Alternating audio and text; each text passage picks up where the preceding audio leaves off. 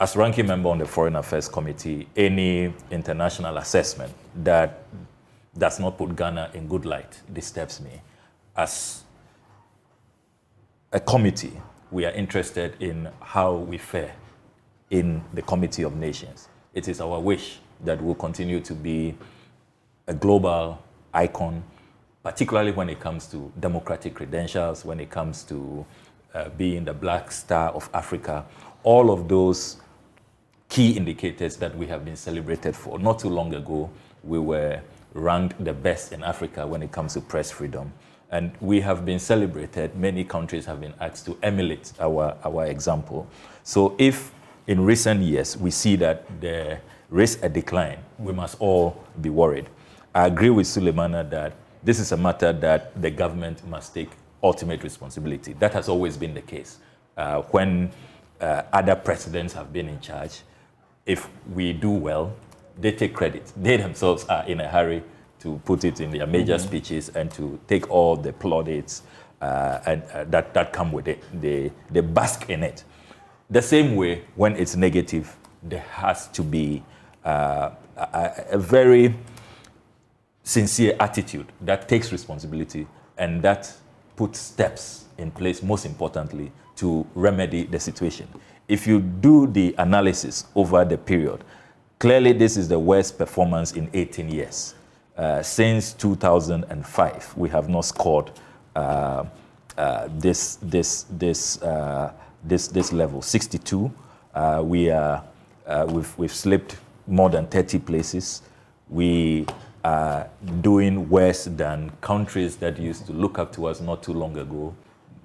Military regime, Burkina Faso, Mali, Sierra Leone. This certainly does not make for glorious reading. And you look at the examples that have been cited, and you really cannot question the methodology. You cannot, as it were, impeach the various experts. Remember that this new methodology has a panel of experts, practitioners, academicians, and human rights defenders who come to assess the situation on the ground. And they have given specific indicators. We've mentioned some practitioners like Usman Kweku Dawood, who was attacked, Prince Aqua of the GNA, there's Derek Adote, Metro TV, and many others. And then they also remind us of Ahmed Hussein Swale, who 4 years on, there is no justice for him, no update, no prosecution, nobody has been identified. Certainly that kind of ecosystem will continue to militate against our upward rise. So we have reached a point where the government of the day must take responsibility. They must stop the intolerance. They must stop the goal shifting, and they must go back to speeches that they themselves presented, positions that they held. And you see, it's quite ironic because we now are being led by key people who you say that they should understand these things better. President Akufo-Addo is credited as Attorney General to have worked with President Kufuor to repeal the criminal libel law. That's right.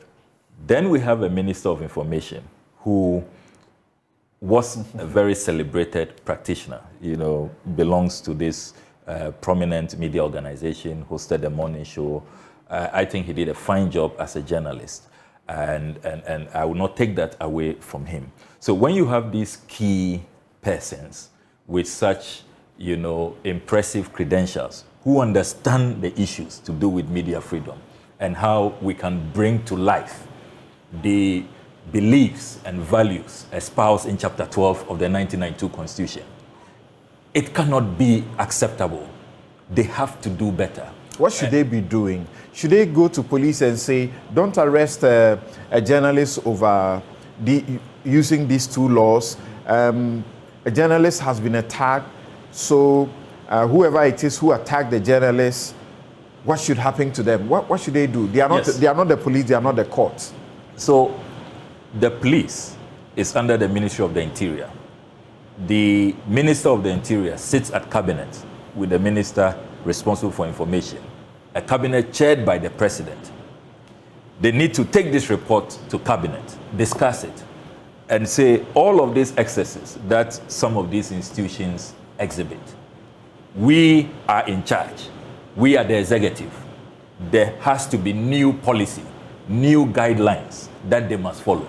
You cannot continue on this trajectory. Because you see, all of these things, don't underestimate the impact, even when it comes to attracting investment. That's right. You know, when it comes to people deciding where should I go and do business, and many other, you know, credentials that will help to not only boost our image, but also advance our transformation aspirations. So you want to see, first of all, a departure from that attitude of dismissal. If you recall, last year, there was a lot of effort by government to say, oh, you know, they've changed the methodology, so blame it on the new system that is being used, the new panel. I was not impressed. You see, there are too many occasions that this government, instead of just taking responsibility and saying that, look, this is the same yardstick, same measuring rod for all countries. How come other countries are doing better than us? What are they doing? Why are the Scandinavian countries, for example, always at the top? You know, can we learn from them? Why is it that in Africa, some countries have been very, very consistent, like Botswana? You know, why is it that those countries, even when methodologies change, they still perform so well? Let us adapt, learn from best practice, accept the report in good faith, and then take steps. Let me also say that the political actors, a lot of the incidents that I see here, most of the perpetrators are politicians. And here, the University of Ghana State of the Media report confirms what the Media Foundation for West Africa has been reporting over the years. The majority of those who are guilty are the security agencies. Yes, the security agencies. Yes. But next to that are the political actors, politicians, supporters, and all of that. And we have to identify all of these persons and take action. I want to see, for example, a statement that is put out at the very top by the president, because we know he understands these issues. Okay. He says we should give him credit. I remember at some point there was even a tussle whether the credit should go to him or it should go to President Kufuor. You know, I would say that it always goes to the leader, even though he was Attorney General, so he should also share in that. But let's not be petty. Let us say that the president himself should speak to this, because this decline is the worst decline. If you look at he should be saying what? He should say that clearly there is the need for urgent reform. He is going to convene a meeting with the National Media Commission, because I think the National Media Commission too has been too docile, to be very, very sincere with you. Because if you look at Chapter 12 of the Constitution, they've been given so much power. They are not expressing that power. They are not exercising it. So they should have a meeting, call all stakeholders, get the heads of all of these security agencies who are the center of the violations. Minister for the Interior, Minister for Defense, the National Security Minister, and that National Security Enclave. They have been the worst perpetrators. I mean, I don't want to begin from Joy FM victims to City FM victims and Modern Ghana victims and all of that. It's too early to depress Ghanaians. So they should be convened, and then there should be fresh guidelines, new impetus. Because look, even the presidents, when was the last time? They only advise when was the last and make time, suggestions to these institutions. It cannot compel them. When was the last time the president engaged the media? What happened to his regular media engagements? If he was still doing that, I'm sure you and your colleagues will be letting him know how you feel, the climate. The likes of Manasseh, who not too long ago had to be whisked out of the jurisdiction for safety, they will be telling him in the face. He must restore that. Why has he stopped that engagement? It's been a very long time since the president engaged the media. That's wrong. It's not acceptable in a democracy. The president must take questions from journalists. He must meet journalists. Well, they tell you that when he travels around the country, he goes to local media stations for interviews. That's not good enough. That is not good enough. That cannot replace, a more formal engagement. Do you share in the growing calls now for these two pieces of legislation to be repealed? Absolutely, because it is now emerging that those pieces of legislation are negating the gains that we all derived from the repeal of the criminal libel law, totally eroding those gains.